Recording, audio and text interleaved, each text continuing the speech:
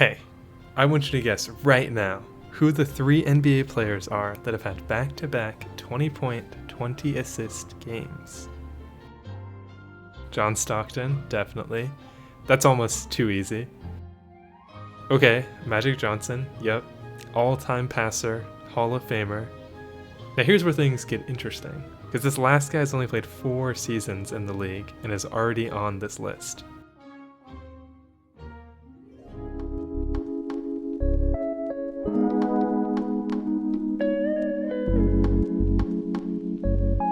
December 31st, 2023, Tyrese Haliburton scored 22 points and 23 assists. Yeah, 23. The game before that, 20 assists. And between those 2 games, just 2 turnovers. Like, this guy is insane. John Stockton was the last guy to do this, and that was in 1990. That's 30 plus years ago. Like, most of you watching probably weren't even born yet, me included. No other player last season even reached 20 assists one time. The point is, Tyrese Haliburton is incredible, and I mean, we know this isn't news, but I just think it's so easy to get caught up in the news cycleness of NBA media that we don't really spend enough time taking this sort of thing in.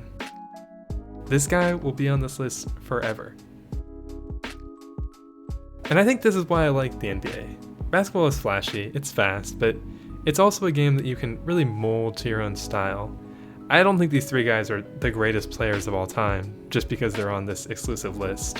The game is bigger than that, but also in a really cool and kind of paradoxical way, it's really not.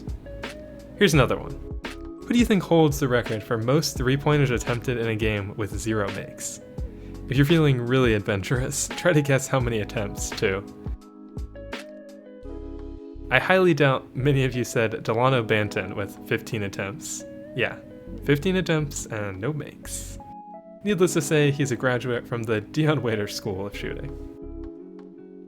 But we'll cut him a little slack. It was the last game of the season, and the Blazers sat out most of their core guys, so somebody had to shoot, I guess. This maybe isn't the side of history you want to be on, but Delano Banton will most likely be permanently etched into NBA record books with this. Like 15 and you couldn't get 1 to go in. Anyways, shout out Delano Banton. He actually had a pretty impressive second half of the season, and he's still pretty young, so I'd be surprised if this was the defining moment of his career. But that's the joy of live sports. You're living through history. You're watching these real-life people work to build a legacy for themselves. We're watching them and granting them like a pseudo-immortality by talking about them and recording their performances, and yeah. Attention is the most valuable currency we have right now, and it's the only way these games stay alive. Alright, next. Which NBA player has the highest assist-to-turnover ratio in a season? If you watch a lot of basketball, I would actually believe you if you guessed Tyus Jones, which is right. 485 assists and just 65 turnovers in the 2023-24 season. A ridiculous 7.35 ratio. And get this, it's his 6th year in a row leading the league in this stat. He's never had lower than a 5.0 ratio in his entire career. Insanity.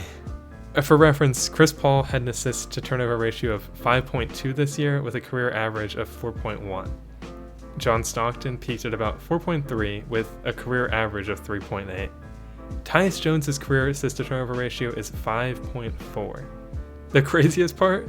This guy played for the Washington Wizards last year. Yeah, these are assists on Washington Wizards made baskets. This guy is awesome. I mean, the Washington Wizards, man, like imagine if he was actually on a good team.